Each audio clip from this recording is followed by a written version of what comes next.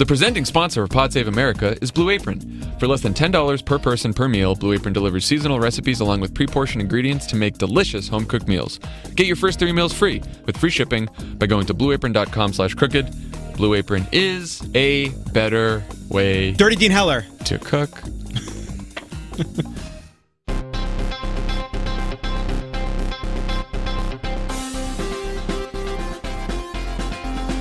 Welcome to Pod Save America. I'm Jon Favreau. I'm Dan Pfeiffer. Later on the pod today, Jon Lovett will talk to Nevada's senator who's not Dean Heller, Senator Catherine Cortez Masto.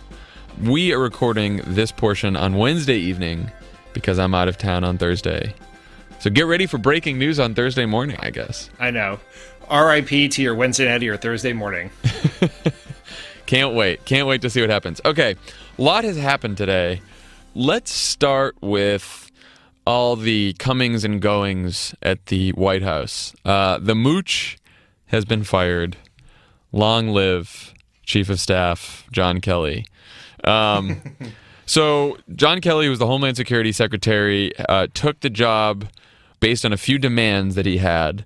He demanded that everyone reports directly to him, not Trump, that all information and access to the Oval goes through him, and that he has complete authority over personnel decisions, which he used to fire Anthony Scaramucci on Monday. Also today, Ezra Cohen-Watnick, the guy who helped Devin Nunes come up with his unmasking conspiracy, was fired. So it looks like Kelly's making a few moves.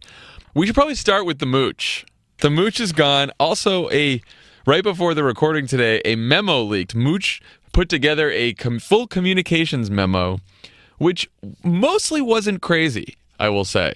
It was not. I don't think it was, like, outstanding, but for what we would expect from the mooch, it was pretty good. A few highlights from this memo. Number one, I thought it was interesting that he wrote, communications is customer service, and POTUS is the number one customer. Of course, everything is about pleasing Donald Trump in this White House. Number two, the craziest part of the memo in an otherwise pretty normal good memo was, for example, POTUS is the best golfer to serve as president. Perhaps we embrace it with a national online lottery to play a round of golf with him or a charity auction. What do you think about that idea, Dan? Well, I think pretty sure it's illegal, one. And two, that actually ladders back up to point number one, which is communications, customer service, and Trump is our customer. Because you know who likes to think he's the best golfer ever? Donald Trump. The most important part of the memo, in my opinion, is the fact that it quotes former Obama Director of Communications, Dan Pfeiffer. Dan, you made Mooch's memo. I know. He misspelled my name, though, which drives me fucking insane. But yeah, what can you do? The double F was in the wrong place there. Yeah. He says, to quote Obama Director of Communications Dan Pfeiffer, there is an insatiable appetite for content, and traditional news outlets don't have the resources to produce the amount of content that the internet requires on a 24/7 basis. So create your own content. Look what you've done, Dan. You've created a monster. Well, yes, I take full responsibility for the mooch and Trump. That is actually from an interview I did with Back Channel, which is a tech publication, right as I was leaving the White House. And you're so the cutting next edge. Paragraph in there is about how you have to be very careful to not do propaganda. And it was as much about how the internet is about images, not just written words, and the White House is geared around written words. So we should have images, but don't do propaganda. He missed the second part of that, which was don't do propaganda, because what then followed was, how do we create a propaganda operation? Which is sort of funny because, like, they don't need a propaganda operation from the White House. They have one called Fox News that broadcasts 24 hours a day, all day, like everything they could ever want. You know, like they have a propaganda network. That was the funniest part about the mooch, saying we should have state-run TV. I think he said it on Fox News, which is state-run TV. So right. It's like, what are we doing? So any lessons that you've learned from Mooch's brief tenure? By the way, Mooch was officially supposed to start on August 15th. He was fired before he was officially supposed to start. He's the first White House staffer in history to serve negative days in office. Well, I'd first say the Mooch's memo is 1,000 times less crazy than I thought, and some of the stuff in there about meeting with the press and treating the press better. I'm not sure he ever could have executed on that if your number one customer is Trump, and he keeps people like Seb Gorka around despite their Nazi ties because he likes the way they yell at CNN. Right. So that seems unlikely, but like just in a vacuum, it's probably one of the more sane documents that has passed through the Trump administration. But I think the lesson here is there is a reason, and I say this with full self-awareness, that people go from White House communications director to cable TV pundit and not cable TV pundit to White House communications director. There are two different things, and being good on Fox News is very different. I mean, maybe it's the same thing as being Trump's press secretary, but it's very different than being a traditional White House communications director. It's not the same thing. And the other thing about this is this is a different level of a different game than the Mooch ever played. Because there was a tweet from Kevin Roose, who's a financial journalist who works at the New York Times now, who said after the Ryan Lizza call, that said anyone who has covered Wall Street is used to getting calls like this from the Mooch. Where he'll just call and scream and curse and say crazy things, but no one reported what he said because no one cared who he was. Once you're White House communications director and you're under real scrutiny, or White House press secretary, or chief speechwriter, or any sort of White House aide, you are under scrutiny and you have to have the discipline to do the job. And just being super smooth when you're a guest on the Five is not actually credentialing for doing the job of White House communications director. Which is something to keep in mind next time you see someone appear very smooth and polished on television, which is what everyone sort of lost their minds about when Mooch did that first press conference in the briefing room, and he was smooth and polished. Everyone was like, oh, maybe a new era will be ushered in. Instead, it's like, you know what? Instead of just like watching him on television and judging him based on 5 minutes at a podium, perhaps look into his background a bit. And maybe you'll realize he wasn't necessarily, that a crazy hedge fund guy wasn't necessarily qualified to be the White House communications director. I don't know. It's just a thought. White House communications directors do TV sometimes. I did it sometimes. But there is an inverse relationship between how good you are as White House communications director and how often you're in a cable TV green room. I think I did the job for well over a year before I ever did a single television interview. Now, I'm not as smooth as the Mooch by any stretch of the imagination. Who possibly could be? But I do know enough not to call Ryan Lizza and accuse my fellow White House staffers of a particularly limber form of self-pleasure. You never did. So, you never did that. I never said did that about Axelrod. Or if I did it off the record. Sorry, Rob. I think the other lesson is that Trump really will throw anyone under the bus anytime. There is no loyalty there. Like this, you can give up your life, give up your career, go work for the Trump White House, and inevitably you will be thrown under the bus. You will, your dignity will be lost. It's just a recipe for disaster. I don't know how this guy gets anyone to work for him. It never turns out well. Doesn't matter who you are. Yeah, it's just he will turn on you. You will, whatever your reputation is when you start, and John Kelly will actually probably be the test of this. Yeah.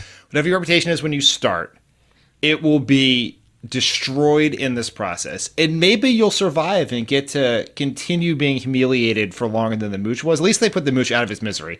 The Mooch could have been like Bannon or some of these other people who get humiliated, hang around, only to surface and get humiliated again.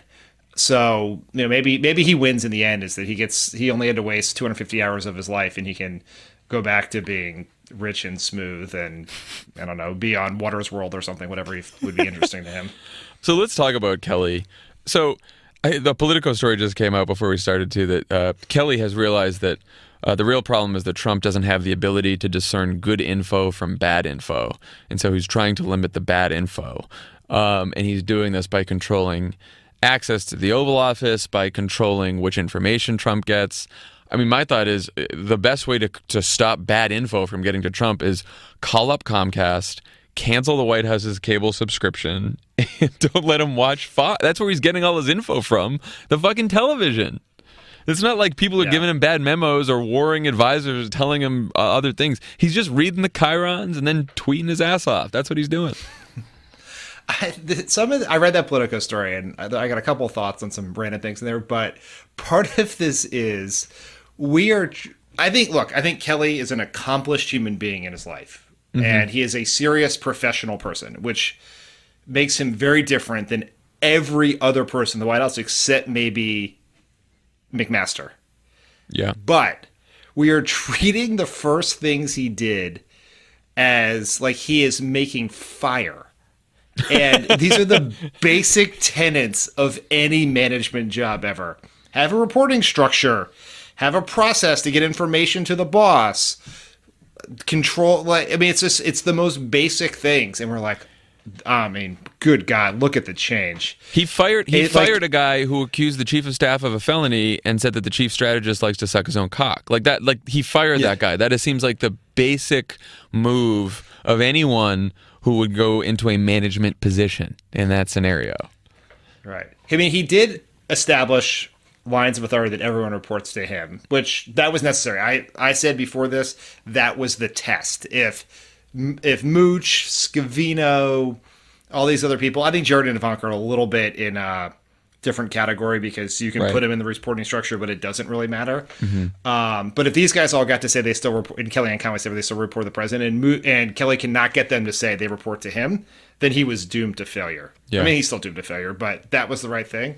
There's so many good things in that story, but one part is people can already tell that things are different. They saw Ivanka Trump at a senior staff meeting. She is on the senior staff of the fucking White House. Her title is senior advisor. What do you mean? She's finally started coming to meetings? Like, what are we doing? I mean, God, opening up my email this morning and reading Axios and seeing what Jonathan Swan had from sources in the White House told him, who was probably Steve Bannon, said, told that even Trump appears to be trying to impress his 4-star handler, picking up his game by acting sharper in meetings and even rattling off stats. Wow. like Trump is sitting in these meetings about North Korea and he's just sitting there like 45%, 23. I'm just trying to imagine like what rattling off stats is. What is he doing? I mean, I'm sure the stats aren't right. Yeah. You know what the stats are? Probably his electoral college victory. 3 million illegal voters. 3 million illegal voters. It's like this is a meeting about tax reform. What are you saying? Oh man, look, what do you think about like Kelly's ability to actually change Trump? I know what you think, but why don't you tell our listeners? Yeah, I mean, he obviously can't change Trump. I will say, I think it is very likely that Kelly professionalizes the White House and makes it run better, where they can as good as it can run. Right, it's right. Like where there will be processes to do things, and some of that will minimize the craziness from the White House, because if you create good chiefs of staff, and we had many of them, create a process where everyone gets to weigh in. And then if you feel like you're heard, then you don't necessarily call Axios and tell Jonathan Swan what your idea was. So it reduces that, right? And I think Kelly will do that. And I think people are, at least in the early stages, afraid of him. No one was afraid of Reince Priebus. Trump basically emasculated Reince Priebus in the beginning, and he was like Theon Greyjoy chief of staff, just incapable of exerting any sort of authority. And Kelly will be different. I think a general has stature. And so if your hope is that the Trump White House will collapse on itself in pure chaos, Kelly probably changes that. Yeah. I mean, as an American worried about like an actual national security crisis happening one day, you probably want a professional in that job, right? Yeah. Look, I think it may improve things on the margins, right? I think that, again, it's fun to talk about the mooch. It's fun to talk about Kelly. It's fun to talk about all the machinations in the White House with all the different staff members. But when you zoom out, what really matters is the larger dynamics. We have a 71-year-old in the White House as president who's shown zero propensity to learn, grow, change in his entire life. You got a Republican media that defends Trump, feeds him a steady stream of new conspiracies, and a Republican Party that enables him at every turn. Like those to me are the three larger dynamics at play here. And until one of those or a multiple of those change, nothing big is going to change in this White House. I have some bad news for you. Exactly. None of those things are going to change anytime soon. Well, you are correct. Yeah. You are correct that on the margins, having Kelly there matters. And we may really appreciate that when we get to a world where we have to lift the debt ceiling in 6 weeks. But Trump is Trump. Trump will still do crazy things. He will still say crazy things. He's incapable of learning. I am not a psychiatrist. I can't say he's a mental disability, but he acts like a disturbed human being who is a ravenously insecure narcissist, and that will not change. It doesn't matter. They can make Colin Powell chief of staff. Karl Rove could be his senior advisor. Like, you can bring whatever the best Republican talent is. Anyone you want. Trump is still Trump. Trump is still Trump, and Trump will still taint their reputation and make them do things that they didn't want to do when they got there.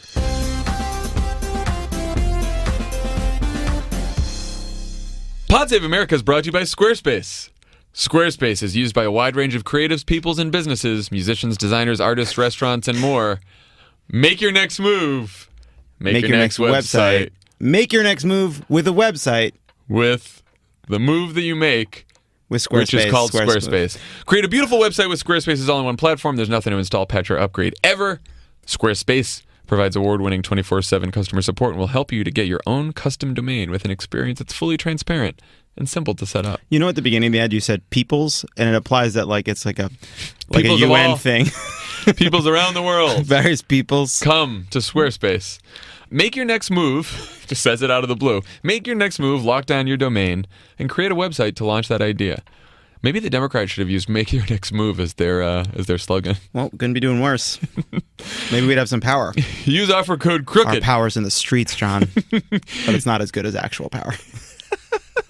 Use offer code CROOKED for 10% off your first purchase of a website or a domain. That's CROOKED for 10% off your first purchase of a website or domain with Squarespace. Maybe Dirty Dean Heller can use it to make a website for why he lied to the people of his state. Squarespace. Pod Save America is brought to you by Soothe. Soothe. Let me tell you about Soothe. Let's say you have a dirty Nevada politician named Dirty Dean Heller. I'm going to put it in every ad. I'm done. John, read the ad. I was going to say, we were at Politicon on Saturday. It was a very long day at Politicon. Opposite of Soothe, Politicon. There were many events. Emily was there. Her job, she was doing some PR for Politicon from her position at Sunshine Sacks. And we were all tired when we got home.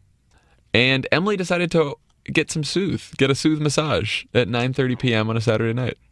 Great. And I just fell asleep on the couch the whole time. Well, there was a whole massage thing going on in the back of my house. It was a very app-based night, I think you had, because I think there was Postmates. There was Postmates. We ordered Postmates. You were here. You ate Postmates with us? I did. Well, I ate. That's one of those occasions where they ordered Postmates and I came over and I just said, whatever Postmates you're not having, that's my Postmates. And then we had Soothe. Soothe is an on-demand massage service that delivers a hand-selected, licensed, and experienced massage therapist to you in the comfort of your own home, hotel, or office in as little as an hour. I can attest to that. Soothe shows up with everything. They bring the massage table, sheets, oil, and even music, so you can unwind no matter where you are. You know who could use a Soothe massage? Dirty Dean Heller? No, yeah, Dirty Dean Heller could, but also... The Mooch! The Mooch. The Mooch could use one. He's had a week. He's had a bit of a week. Yeah, a bit of a week. You can choose the kind of massage you want, from Swedish and sport to deep tissue and more. You can even opt for a couples massage. Set the length of your massage, and you also get to pick the gender of your therapist. You can book via the iPhone or Android app or on the web. Soothe is in 50 cities, including most major U.S. cities and London, Sydney, Melbourne, Toronto, and Vancouver. I didn't know we were going to do a list of our biggest cities. No, nor did I. Book a massage as soon as today. Our listeners are getting a special offer that will get you $20 off your first massage when you use our code CROOKED. Download Soothe, SOOTHE, in the iOS App Store or Google Play Store, and be sure to use our code CROOKED to get $20 off your first massage. Spa quality massage anytime, anywhere. We should get a couples massage for Hannah and Tommy, but then when Tommy opens his eyes, it's me and Tommy. As long as he doesn't hear this ad, I think we can get it done. I think that's a great idea. Let's play this joke. And you know what? If he falls for this, that's on him for not listening to Thursday's Pod Save America. Exactly. This is the test. Guys, be cool. Don't narc on us. All right? Don't tweet this to Tommy. Soothe. So, on July 25th, the editor-in-chief of the Wall Street Journal, Gerard Baker, sat down for an interview in the Oval Office with Trump. In the interview, Trump said that the leader of the Boy Scouts told him his Jamboree speech was the greatest speech ever made to them, We later found out that Trump never received a call from the leader of the Boy Scouts, so that was just a completely fabricated story. He said a bunch of shit on healthcare that makes absolutely no sense. He attacked Hillary Clinton. He referenced the book Shattered at one point about her campaign as he was accusing her of crimes. Now, we only know this because Politico got a hold of the full transcript of the interview, which the Wall Street Journal refused to publish. So this goes back to one of the big dynamics, which is the Republican media defending Trump at every turn. It's just crazy. Do you consider the Wall Street Journal the Republican media?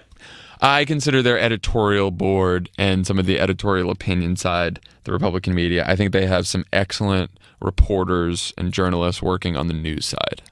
There is this, I think there are a couple interesting dynamics to this. One is there has been, if you sort of read like media reporting, a decent amount of discontent within a lot of the reporters at the Journal about how Gerard Baker, who it comes from the Murdoch world, Rupert Murdoch owns the Journal and other entities destroying America like Fox News, and so people were concerned about that. He said a few things early on about how basically they had to be friendlier. That was interpreted by some as being have to be friendlier to Trump.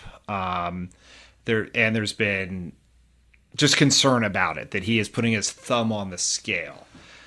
And, hard to say yes or no, but until you read that interview transcript, and I mean, he basically walked in the Oval Office door and crawled directly up Trump's ass for that interview. It was sycophantic. It was just very strange way for a journalist to do an interview with the president, which is probably why he would not let the transcript be released.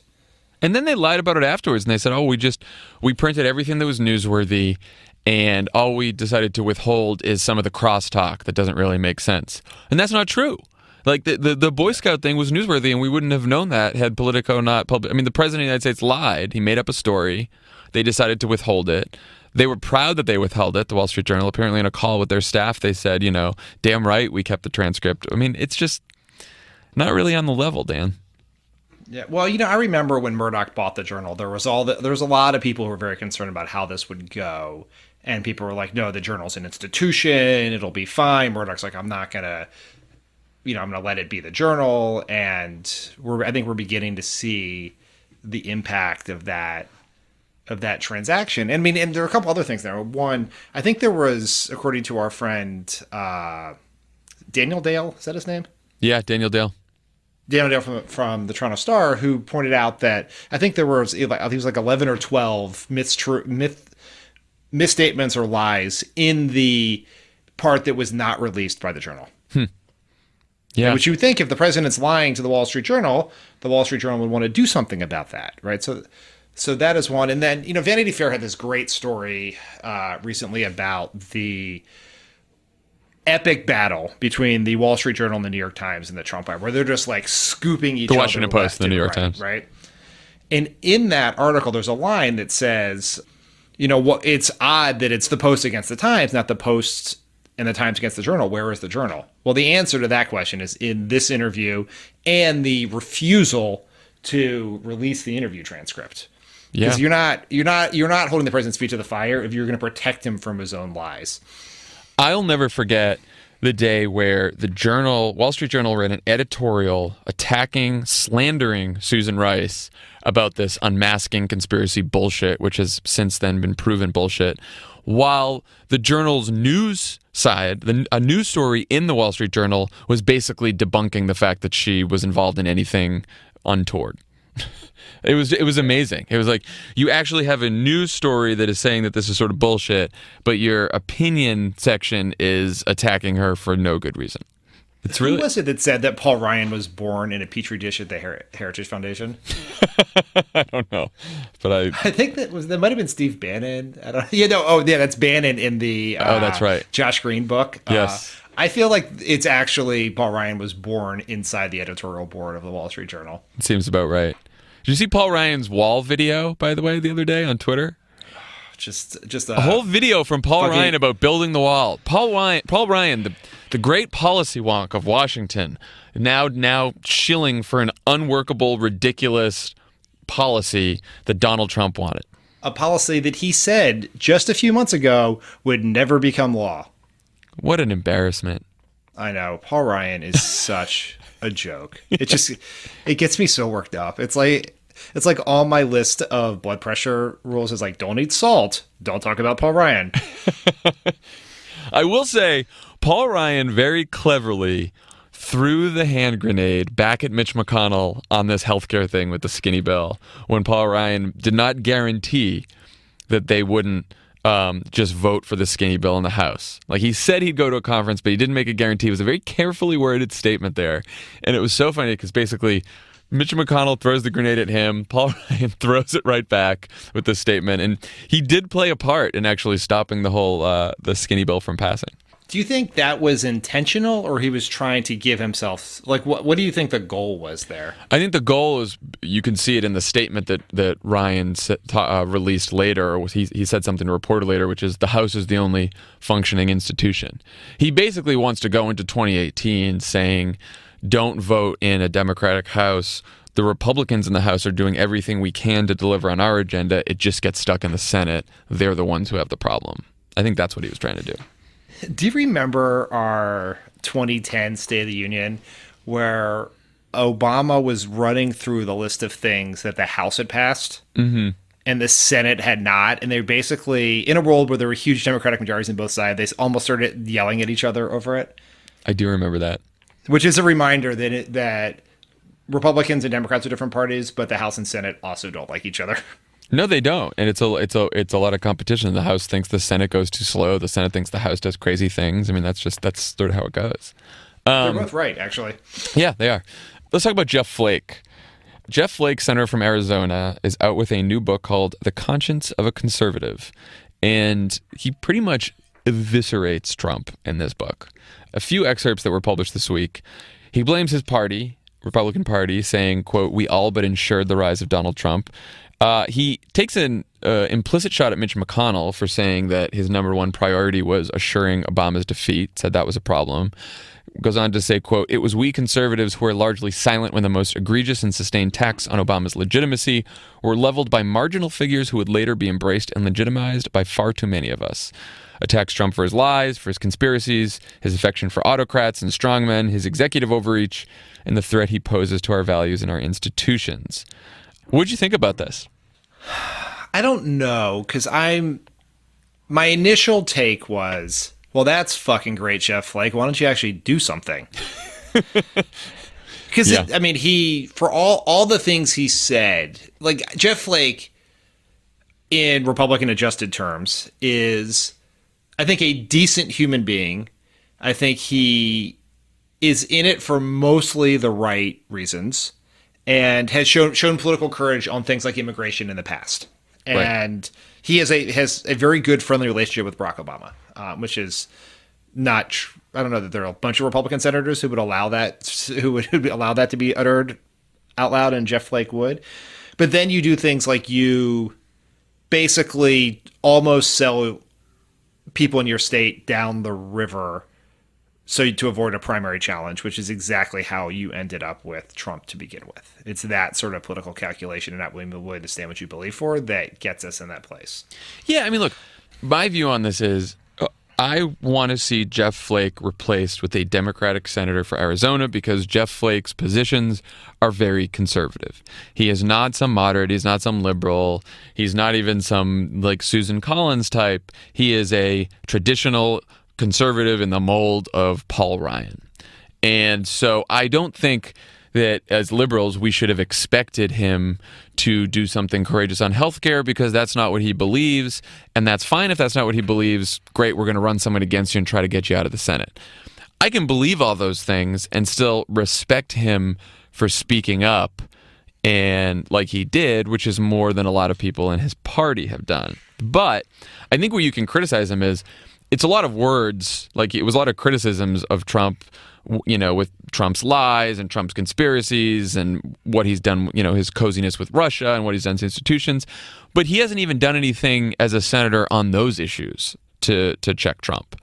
Like, Josh Barrow wrote a piece about this. He said, you know, Flake hit Trump's protectionism, but unlike McCain or Sass, he voted for Trump's U.S. trade representatives. What has he done on Russia? He didn't do anything on Tillerson. He sits on Foreign Relations Committee, hasn't really been outspoken from his perch on the Foreign Relations Committee. So even on things where you say, okay, it's fine if you want to have your conservative positions. Obviously, we're not going to agree with you there. He says he wants to take on Trump, but he hasn't really done anything to take on Trump's attacks on institutions, some of his crazier tweets, all that shit.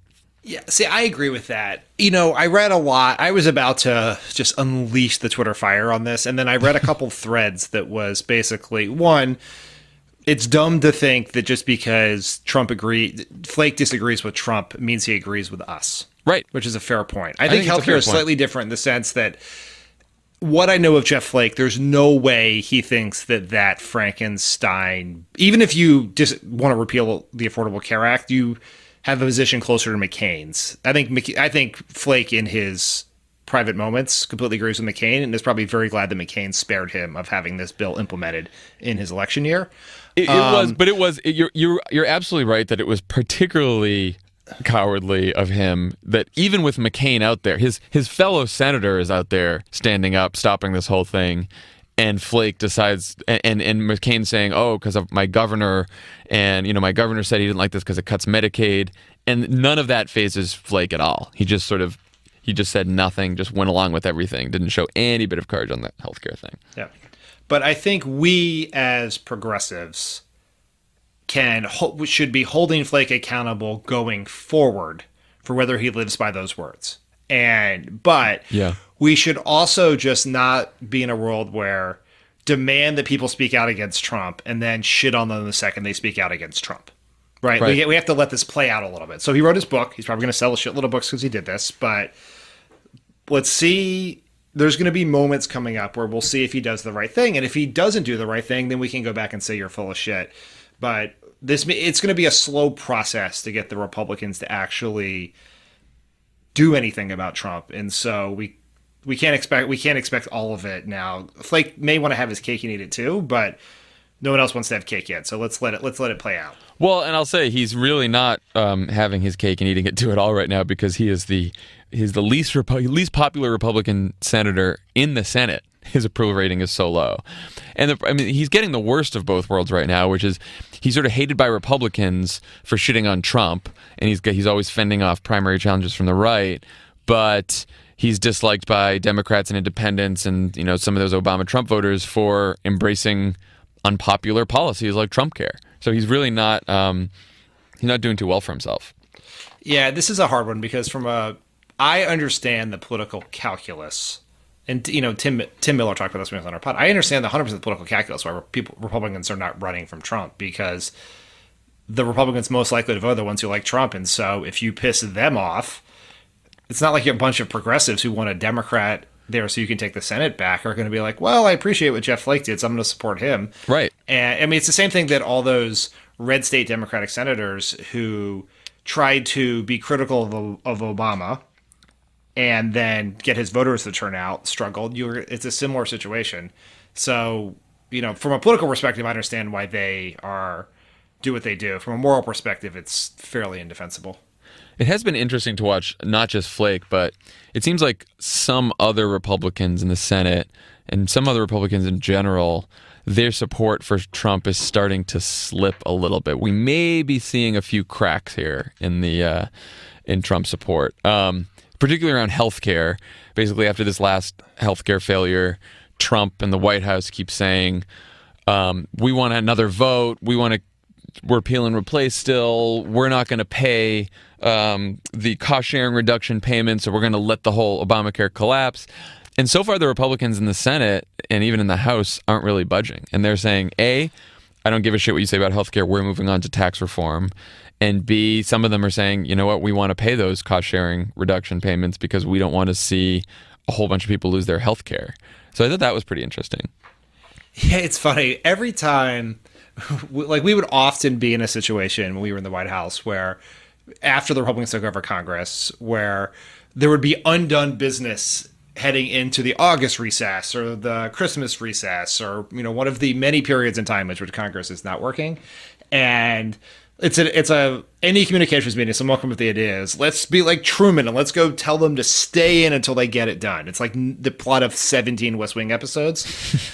And I would take that idea and I would go up to, our ledge office and I'd be like, what do you guys think about this idea? And they're like, you can say that, but they're all going home, including the Democrats, and you're going to look like an asshole. So you will have pissed off the Democrats and you're going to look really weak. And Trump really needed someone to tell him that that's a bad idea because he demanded they do something and then they're just like, see ya. Right. The other point I would make that we should not, in the world of being a Lovett-esque straight shooter, we should not gloss over the fact that the Republicans, almost to a person, did a pretty extraordinary thing in passing the Russia sanctions bill. Yeah. I mean, in the first 6 months or so of the presidency, for overwhelmingly bipartisan majorities of Congress to tie the president's hands on a foreign policy initiative that he wants to pursue is pretty extraordinary. And does show what the level of fear within the Republican Party and everyone in Congress is about how Trump is compromised. And I mean that in a policy sense, maybe also in a P-tape sense, but definitely in a policy sense, is compromised by Putin and willing to do things that are so far outside of the mainstream that they had to pass legislation with veto-proof majorities to enforce him to sign it, which is a pretty extraordinary thing. Yeah. It got lost in the mooch coverage, but it's a pretty big deal. Yeah, no, I mean, look, I think it's a hopeful sign. I don't think we should, throw our hands up and cheer and think all is well now and the Republicans are going to be courageous on everything. But we can look at that one moment and say, good job, Kudos. Now, I think so. The senators are, starting to go their own way, and the congressmen. We've seen some Drudge headlines. Drudge is starting to turn on Trump. Have you noticed that? Yeah, I don't really have a feel for what that means. Like, I don't either. Drudge is a real mystery to me in the world, but it is I guess the question for you is, how influential do you think Drudge still is?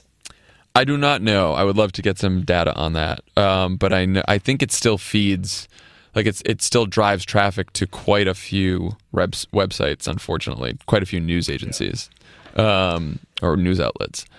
And then, look, I mean, if Trump starts getting, again, Drudge is just Drudge, but if Trump starts getting worse coverage in the Republican media, then you will see what is also starting to happen a little bit in some of these polls, which is his base support starting to slip a bit. I mean, he's pretty much at his lowest approval rating since he started the presidency, since he began his presidency. He's like stuck around like 36, 37, 38% now. Again, we've seen before, anything happens and polls go all up and down, but he's having a particularly tough time. And I think how he's going to respond to this, and we're already seeing signs of this, is he's going to play to the base. And not with economic issues, which is why a lot of people say he won this thing, but with cultural issues. So he gave that speech to the police last week where he advocated police brutality, story in the New York Times about Trump directing the Civil Rights Division of the Department of Justice to investigate and sue colleges over their affirmative action programs. I think you need to be very specific with that. He has encouraged them to essentially investigate racism against white people. Yep, that's about it.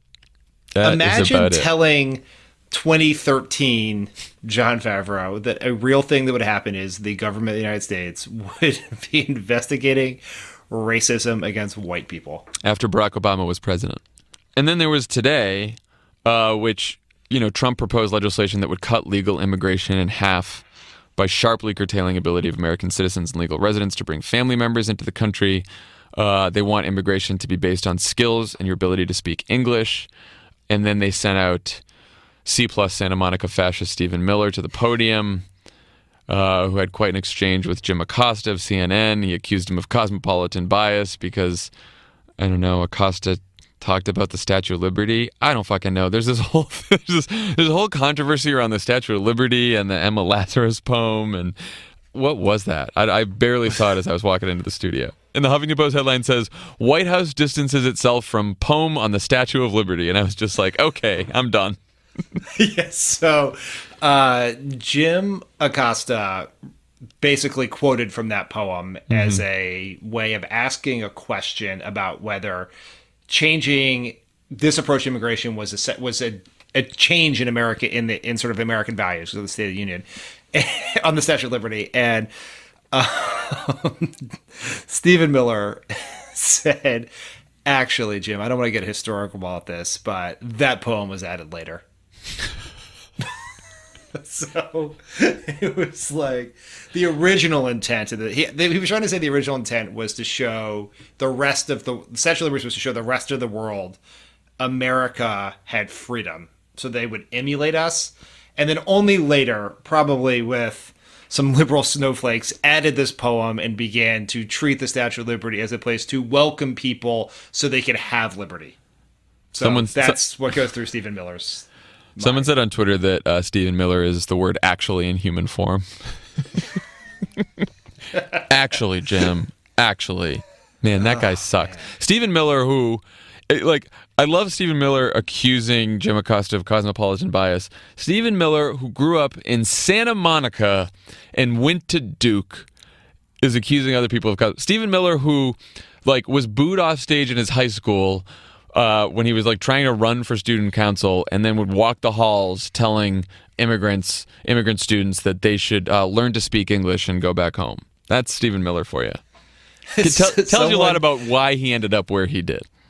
Yeah, someone tweeted that Stephen Miller is a great argument against bullying. It's just, I mean, all of this stuff, though, the most interesting thing about the immigration legislation that they proposed today is this White House knows full well that this immigration legislation will never pass Congress. They are doing things like this, and this is the DOJ thing obviously has legs because, you know, they can control what DOJ does in the cases they prosecute, but they are doing this stuff purely to get headlines and send a message to their base that we're with you and we're fighting for you and what you want, which is, you know, an anti-immigrant sentiment and obviously, you know, discrimination against white people and all this kind of stuff. They are doing what Trump did in the worst days of the campaign, in the darkest days of his campaign, to sort of rile up the emotions of some people in their base. The Sessions thing is particularly interesting to me because Sessions and Trump, as we know from the president's Twitter account, are on the outs. And Sessions is like trying to... what Sessions is doing is like the equivalent of someone like making a Spotify playlist for their ex with all the songs that reminded them when they fell in love. It's like, remember? Sessions is like, remember my racism that originally attracted us to each other? It's still there. I haven't changed. So this is Sessions' mixtape. Yeah. He's trying so hard. I guess he's having a press conference on Friday to talk about his leak investigations. It's just, he's hitting all, this is one of your terms, he's hitting all of Trump's erogenous zones to try to get back in his good graces. So the serious question here is, this is how the campaign will be run in 2018 and then 2020. Like, there will be no Trump barnstorming talking about all the economic stuff he wants to do or has done, because he will not have achieved much of it. I'm sure he'll be bragging about, you know, if it's the case till then, the stock market and blah, blah, blah, and he'll do all this crazy shit. But Bannon and Miller and that part of the White House, like, I don't assign any strategy to Donald Trump himself, but I do assign strategy to Bannon and Miller. And I think that those two specifically will be trying to peddle all of this cultural stuff and trying to gin up the culture wars in 2018. And the question is, how do Democrats respond to this? That's a good question. I think you are right that there's a little bit of Bannon and Miller filling a vacuum here with Reince gone. And it's worth noting, General Kelly, for all of his service to this country, was a immigration hardliner on when he was at DHS. And that's why Trump picked him. Yeah, and no, so the guy beat out Chris Kobach for the job. Yeah, so and I said this on... He probably believes this stuff. I said this on Monday's pod too, but it's like, he is like grown up in the room, but he is not like McMaster in that just because he's another general. Like, he is much more in the mold of Trump in terms of his beliefs and his ideology than McMaster is. He's not just some, you know, nonpartisan, or he might be nonpartisan, but he's not some non-ideological technocrat who became a general. Like, he definitely is in line with Trump on some of this immigration stuff. So the question is, what did Democrats do? I think Democrats have to push back very hard about American values, and despite when the poem on was engraved on the Statue of Liberty, that those are our values, and do that, but also take the conversation back. We have to take back economic populism from Trump. Yes, and one of a great advantage that we are going to have in that is the Republicans are hell-bent on trying to pass tax reform.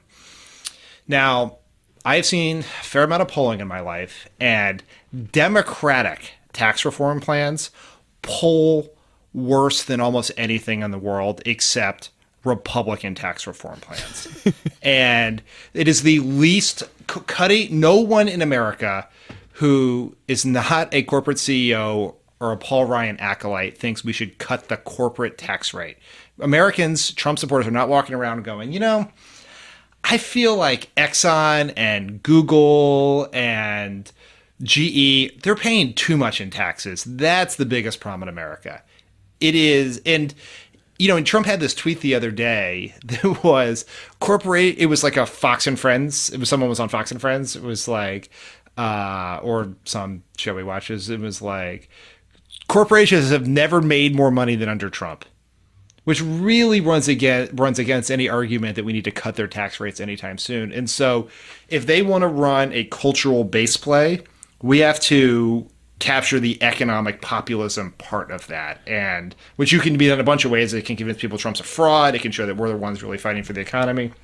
But don't get sucked in, fight back on our cultural values for sure. Do not cede 1 inch to these piddling white supremacist wannabes, but talk about pivot it to the economy and do it fast and do it hard and run a very aggressive contrast campaign against Trump and the Republicans.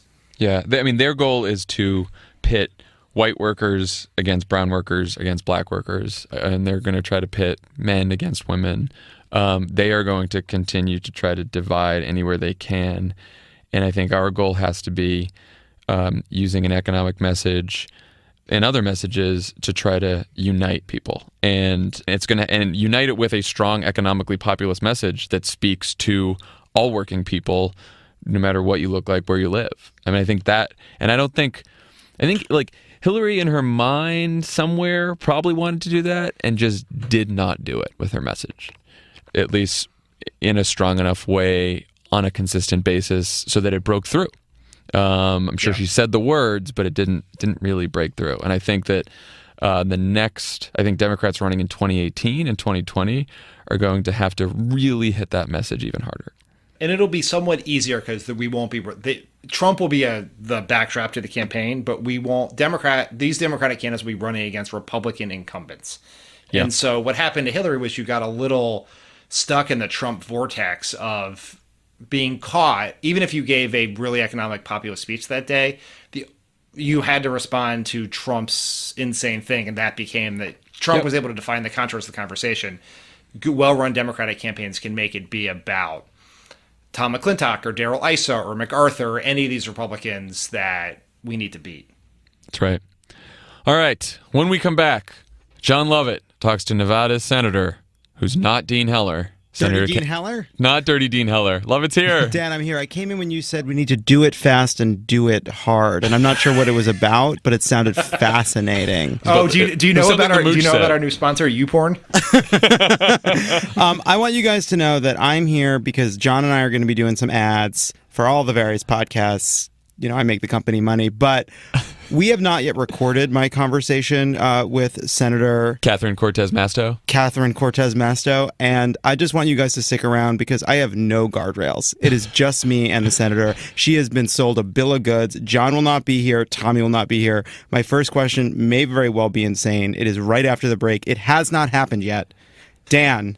You've raised the bar quite a bit. In a couple seconds, they'll hear the interview that is recorded in future time tomorrow. But right now, on Wednesday night, you've raised the bar quite a bit. I just know we're going to get the Apple data about what's going on with podcasts, and I don't want there to be a big drop-off at this moment because it will hurt my feelings. Who do you think, Lovett, is what media figure's interviewing style do you emulate? I like to go between a cross of Al Franken, and a DMV employee. I thought you were going to go with your friend Charlie Rose. Oh, I love Charlie Yeah. Rose. Well, who's that? That famous person who has his Charlie Rose's best question is your book? Why now? It's like, what happened? Yeah, what happened? All right, Dan. All right, this is so much bonus content for people. It's great. That's great. All right. And right now we have Jon Lovett's interview with Senator Catherine Cortez Masto.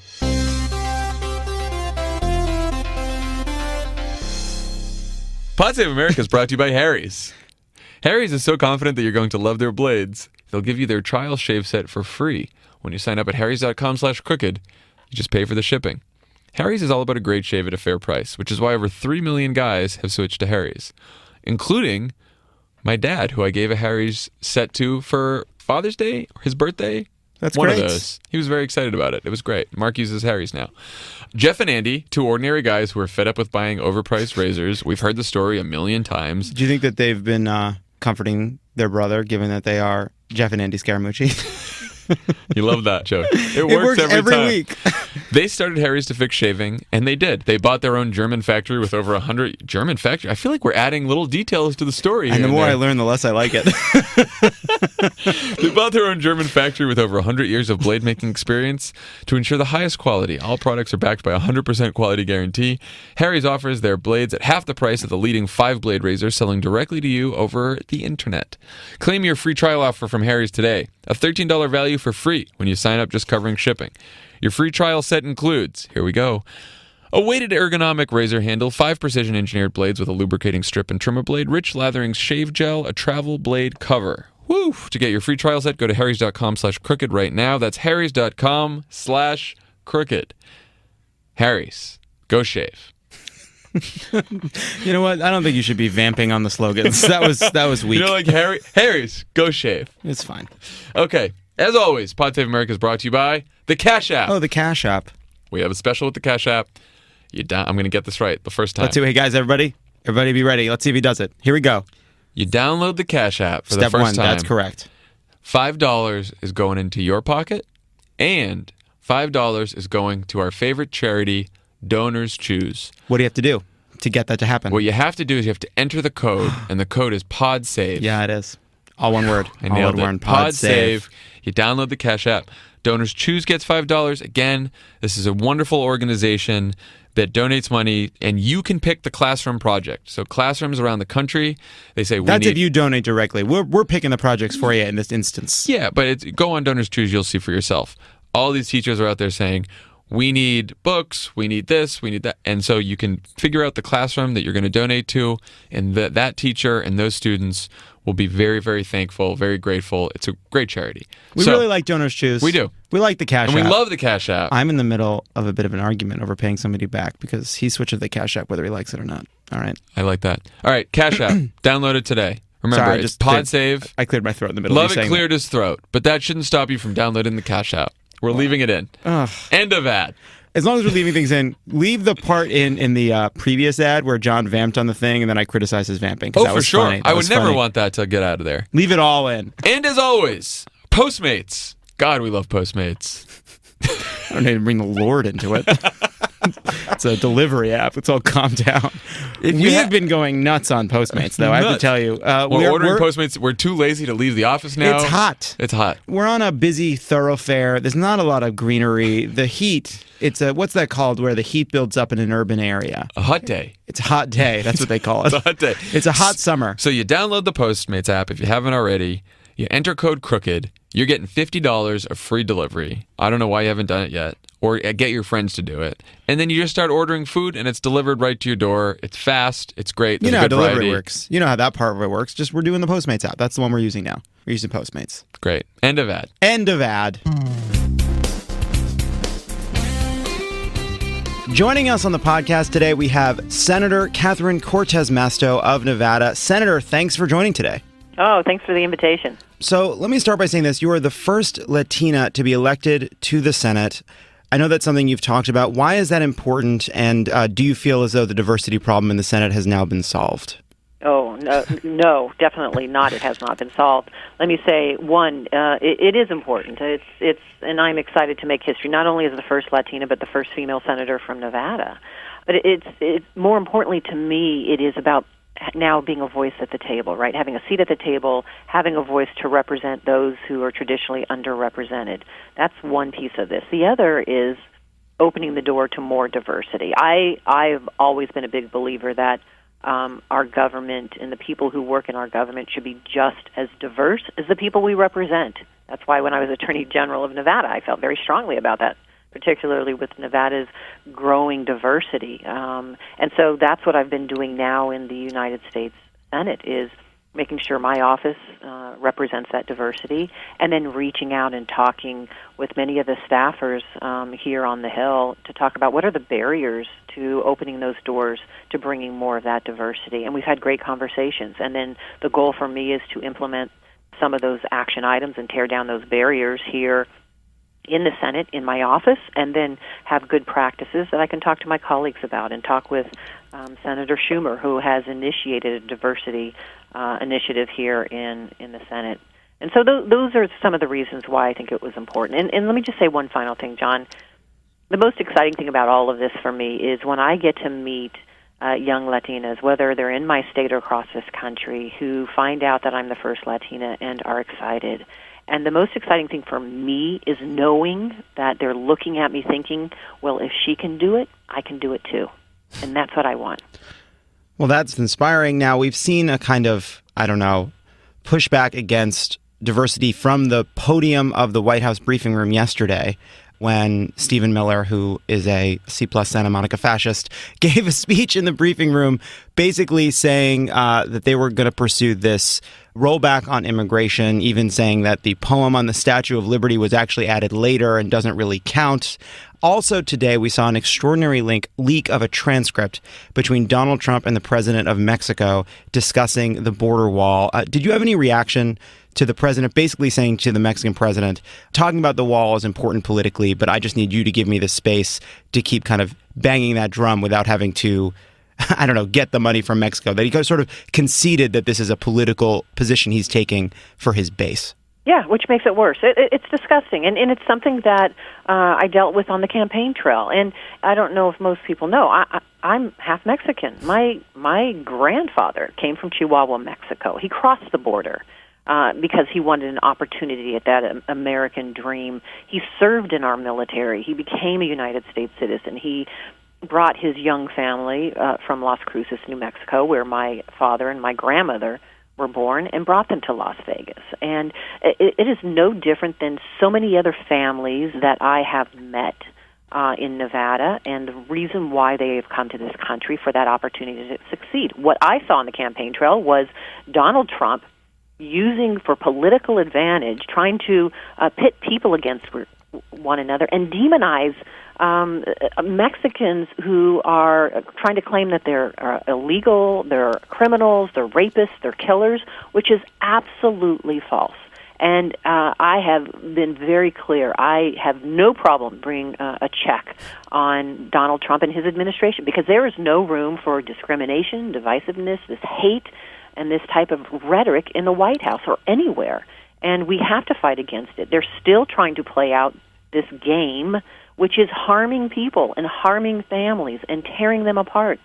And the other piece of this is, which is so contradictory to everything that he claims that he wants to do, is if he really wants to grow this economy and have a positive economy across this country and engage in growth, then we are going to embrace immigrants across this country, and we are going to fix our broken immigration system by passing comprehensive immigration reform, because we know, and I've seen the studies, not just alone in Nevada, that by engaging in comprehensive immigration reform and keeping these families here, they contribute to our economy. It is a win for Nevada. And so by continuing down this path of demonizing them is just, to me, it's offensive. He's talking about my family. He's talking about so many other families that I know and I fight for every single day. There, you kind of see two arguments. You see the demonization argument, which Trump is making on the trail and that we've now seen in the White House briefing room, but you also kind of see an intellectualized version of it, which is an economic argument. Do you think that there is any truth to the argument that reducing even legal immigration would help increase wages for middle-class families, that this is competition for jobs, and that's ultimately a good reason to restrict immigration? No, not at all. It's actually false. The studies show it.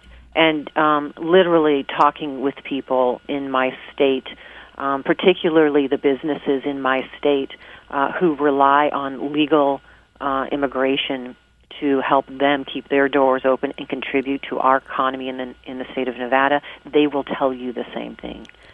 They are not connected to one another. And in fact, what's interesting, I come from the state of Nevada. In Las Vegas, we are very strong, both in Las Vegas and Nevada, in tourism, right, and conventions. And many of our illegal immigrants work in that field of tourism. They work in our construction industry. They work in northern part of Nevada. We have agriculture. They work in agriculture. And every single business that I have talked to supports legal immigration in this country because it contributes to the economy. It keeps the doors open.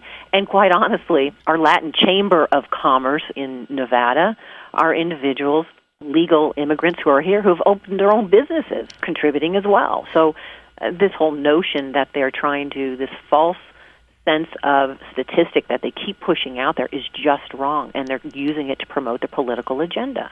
So you've recently taken action on DACA, which is the Deferred Action for Children. We've seen Donald Trump say that this is a very hard decision for him to make. At the same time, there's been this increase in raids. Now, they claim that the raids are aimed at criminals, but we've seen that the majority of people swept up in those raids are people they weren't targeting at all. Can you just tell us what the latest is on the Deferred Action and what you're doing in the Senate on this? Mm-hmm. Let me tell you some of the conversations and why this is concerning to me, because in Nevada, where almost 30% of the population are Hispanic or Latinos, right? And we have in Nevada, most people don't know, in southern Nevada, the fastest growing Asian American Pacific Islander population. And what I have seen is this fear.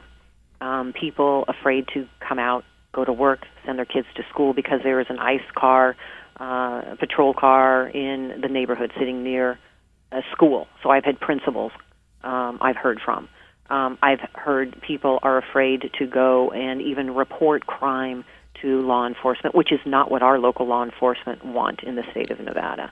And I've heard there have been incidences of people who are undocumented individuals who are working hard, they're going to have a job, their kids are going to school, they have committed no crime, they now get a moving violation, a traffic ticket, and they're being picked up and being deported, which was contradictory to my conversation with Secretary Kelly.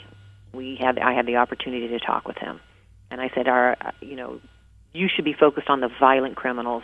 I was Attorney General of Nevada for 8 years, and I know working with federal, state, and local, we address violent criminals. We want to hold them accountable. We want to lock them up, and if they are undocumented individuals, then we deport them.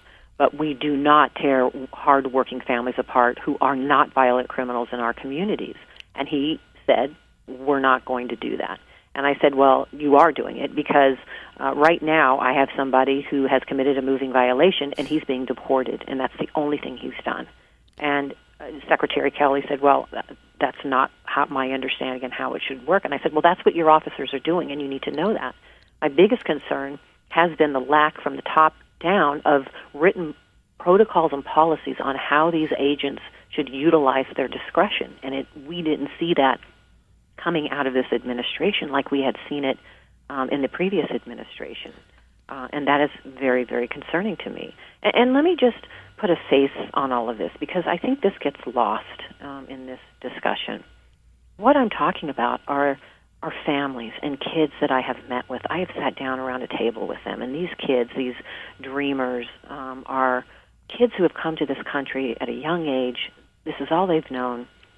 Their only crime is trying to work hard to get an education. Some of these kids are working 2 jobs, Jon, and they're trying to not only help their family, put themselves through school, get an education, be a constructive part of this American dream and who we are as Americans. And now there are threats to deport them, and if not to deport them, deport their families and leave them here. So what we have done in the United States Senate, which I am very proud of in a bipartisan way, the most recent action was the DREAM Act, which I co-sponsor, and it is to focus on all of the dreamers and legalize them, make sure they're here, they're safely here, and they can continue staying here and getting that education and working hard. But that, to me, is just the first step. Yeah. We do have a broken immigration system, and we need to pass comprehensive immigration reform. We need to protect their parents. We need to move down this path of addressing those all the undocumented individuals who are here and really solve this problem. And we can do it and still secure our borders. Neither is mutually exclusive. Yeah, I mean, it's just this. We built this massive system of telling people to come illegally. We created a whole extra legal economy of jobs, and then when the hammer comes down, these are the vulnerable people who pay the price for it. Now, let's move on to healthcare. I know now that Senator Murray and Senator Alexander are starting this bipartisan process.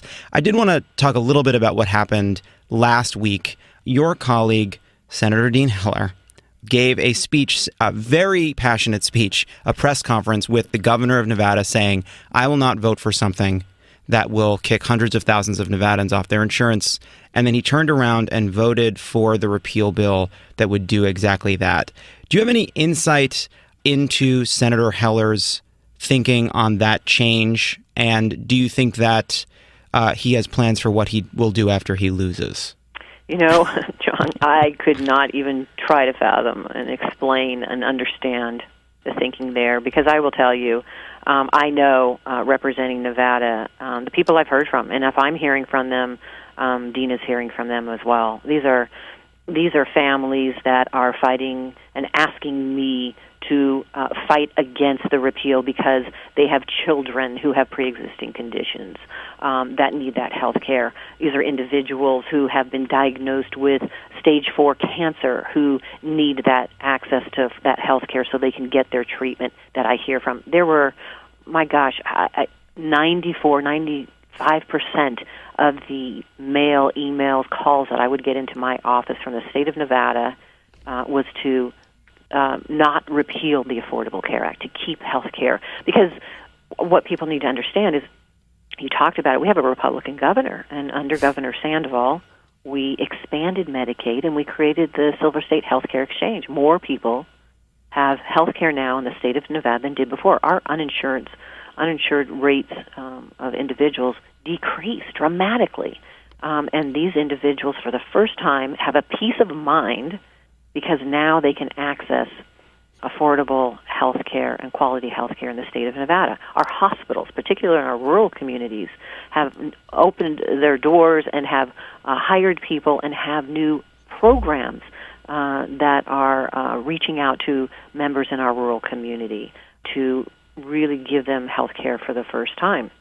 The whole downside to all of this is the chaos that was created by this administration and this whole process to repeal health care has really caused damage in the state of Nevada and across the country for some of our rural communities where our insurance companies, because of this instability, are pulling out. I have now, because of the chaos that was created, the instability, there's 17 counties in Nevada, 15 of them now are bare. There's no healthcare insurance company there. They pulled out in the exchanges. Just in the exchange. And so, to me, the next step now is doing just what Senator Murray, and Senator Alexander are doing. Having, in a committee hearing, now the conversation about how we stabilize this market and how we start moving forward. We keep the Affordable Care Act. I think it's incredible. It's brought health care to millions of Americans. It is a foundation where we start. Is it perfect? No. Are there major fixes we need to make to it to really address what I think is the problem across this country, which is to ensure that everyone should have access to affordable, quality health care? That's where we start. That's the problem we're trying to solve. And then we move forward from there. And so, yeah, we have to address the stability and bring that back, because that will keep the premiums down. That will bring more of those insurance companies back into some of our rural communities that have left, and we have to give them that certainty. but there's more that needs to be done. We have a prescription drug problem, as you well know. Yeah. And it's unbelievable to me that I have talked to individuals in my state that have to make the decision whether they can afford the prescription drugs or put food on the table or pay their energy bill. That's ridiculous. And so that's a major problem we need to address, where we should be working in a bipartisan manner moving forward. And how helpful would it be to have a colleague that, say, isn't in the pocket of a few billionaires and the Trump administration to work with on those issues? It would be very helpful. And let me just say this. Senator Heller was following the lead of Governor Sandoval. He tethered himself to Governor Sandoval, and he should have stayed there. Governor Sandoval was absolutely right when he said in that press conference, these people are worth fighting for. And that's where we should be standing, with those people who are fighting every day to have that peace of mind to know that they have health care when they need it. That's probably why many people are calling Dean Heller Dirty Dean Heller, because he is in the pockets of moneyed interests. What do you think about that? I'll tell you, I came from a brutal campaign in the state of Nevada and just came off the campaign trail, and the Koch brothers were there. It was unbelievable to me, the stuff that they make up, the negative stuff that they will push out, the omissions, just to tarnish another individual for their own benefit. The Koch brothers were there. They're spending millions of dollars. In my race alone in Nevada, over $90 million was spent. Insane. Mm-hmm. Well, it's great that you stood up to that. It'd be nice if you had a colleague who did as well. I want to ask one last question, because this is something a few people asked me about on Twitter. Senator Cory Booker has introduced legislation to end the federal prohibition on marijuana. Have you taken a position on that? I have not. I will tell you this. I think a couple of things. I haven't actually looked at all of the provisions in his bill. As you well know, Nevada is not only a recreational marijuana state, it's a medical marijuana state as well. So we have done just both of those. Honestly, I didn't know that, but it does make a lot of sense intuitively. Yeah. Well, so there's medical and recreation in Nevada, and the challenge we have now is we have no banking system that can work with those businesses, right? And then we have a problem where I believe we have to address how we schedule marijuana in the first place under the federal schedule, and address that and decriminalize some of these issues when it comes to marijuana. So those are the things I'm focusing on here, and I think it's something of concern to me where AG Sessions is going to go with this. I think they should be looking to the states and letting the states decide how they want to handle this issue, because the states, as you well know, are making this decision, and they're putting laws in place locally, but we need to work in collaboration with them. One last question. So you bring up Sessions. We've seen in the past week that Trump kind of under siege, not a lot of accomplishments. His healthcare bill goes down. It kind of goes back to, whatever his classics, his hits, whatever his Thunder Road. It's he attacks transgender people on Twitter. He goes and, talks to law enforcement at roughing people up. He makes a mockery of the Boy Scout Jamboree of all things. And then he does this immigration statement. What do you think that people can do to kind of push back against this kind of politics? How do we stay focused on things we care about, healthcare, the economy, while still not letting him take us backwards on these sort of core fundamental values issues? No, it's a great point, because I don't know about you, but it's the first time I've ever seen somebody tweeting policy in this country, which is the worst thing that we could ever happen. And now people need to stand up and hold him and anybody accountable, particularly with the bullying that you see and the cyberbullying and trying to divide this country. I think we all have an obligation to really stand up now, use our voices, and try to unify this country. Let me tell you, and I talk to people about this all the time, I think, and what I do every day, I have values and principles that I follow, and I believe that we as a country, we govern with those values and consistent with those values and principles. We enforce the laws consistent with those values and principles, and we need to ensure we keep those values and principles in the forefront, and everybody is held accountable. And we have an administration now that I think has lost that. And it is all about a political promise that they're trying to pursue for their own agenda and not to the betterment of this country. And let me give you an example. If we really want to grow this economy and find jobs for individuals, and I think we should, and in Nevada I'm fighting for that every single day, one of the things we can do is really invest in our infrastructure and focus on how we work in a bipartisan way to move down that path and create these jobs. You don't hear any discussion about that. There's no discussion from this administration about trying to work in a bipartisan way to grow this economy, even though we're willing to do so. I'm willing to do so. That's why I'm here, is to work together, and that's not happening. Clearly, there is this administration, their agenda is a political agenda that is not benefiting this country, and that's why we need to stand up more so than ever. It's so shocking because these are things that you'd think what he'd want to do to be popular. I mean, the president pursuing an infrastructure plan, the pursuing some kind of a populism as he campaigned on would actually be tougher for Democrats to deal with. Exactly. But here's the thing that I say this because I go back to my state and Hillary won Nevada, but Trump there's supporters there, and I look at it. I'm representing everyone, and at the end of the day, if you just have a conversation with people, and you may not be on the same political side, but if you have a conversation with them, you can find common ground somewhere. You can figure out how you can work together to find that common ground if they're willing to do so. I find that this administration is not willing to do so. They say so. They say that they are, but their actions show differently, and I think their actions are much stronger than what we see happening here because that dictates and tells me who they truly are. Yeah. Well, we'll have to leave it there on that note. Thank you, Senator Catherine Cortez Masto of Nevada. Thanks for coming on the show. Thank you. Great. Have a good day. You too. All right, that was Lovett's interview. Amazing. What do you guys think? We were recording this before we heard what it was. I know it was superb. I cannot believe she hung up on me when I badgered her until she refused to say dirty Dean Heller. Well, that's all the time we have for today's episode. We'll be back on Monday, and we'll talk to you guys then. Have a good weekend, guys. Bye, guys. Bye.